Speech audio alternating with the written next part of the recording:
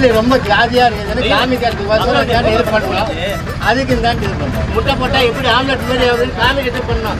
அதுக்கு இந்த மாதிரி பண்ணுறாங்க.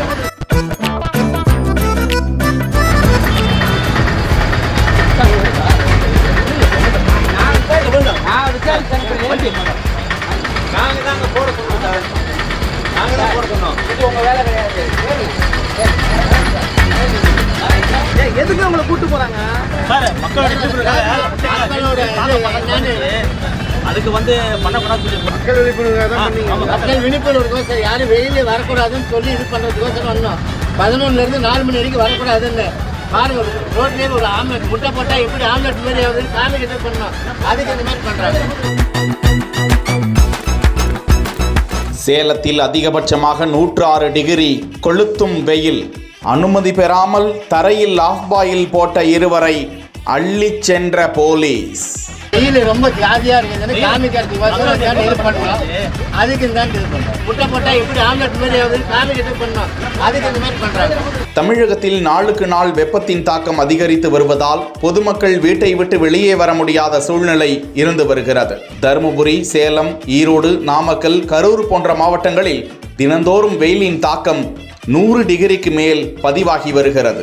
இந்த நிலையில் மக்களுக்கு நல்லது செய்வதாக, விழிப்புணர்வு ஏற்படுத்துவதாக இந்த 2 சமூக சேவகர்கள் சேலம் மாவட்ட ஆட்சியர் அலுவலகம் எதிரே நினைவு ஸ்தூபி மதில் சுவர் மீது வெயிலின் தாக்கம் குறித்து பொதுமக்கள் பார்வைக்கு ஆஃப் பாயில் போட்டு கொண்டிருந்தனர். ஆனால் அந்த முட்டை பாயில் ஆகவில்லை.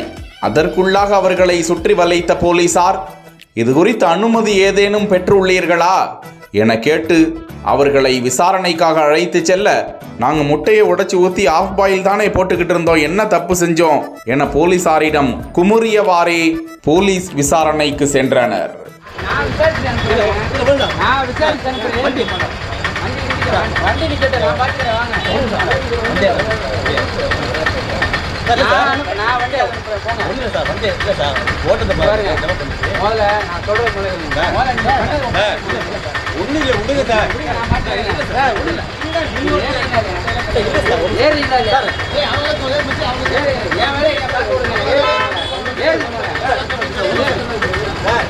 நாங்கள் தாங்க போட சொன்னோம் சார்.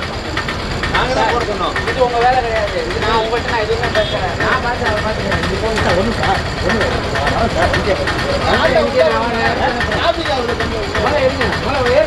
நான் வெயில் ரொம்ப ஜாதியா இருக்குதுன்னு காமிக்கிறதுக்கு இது பண்ணுறோம்.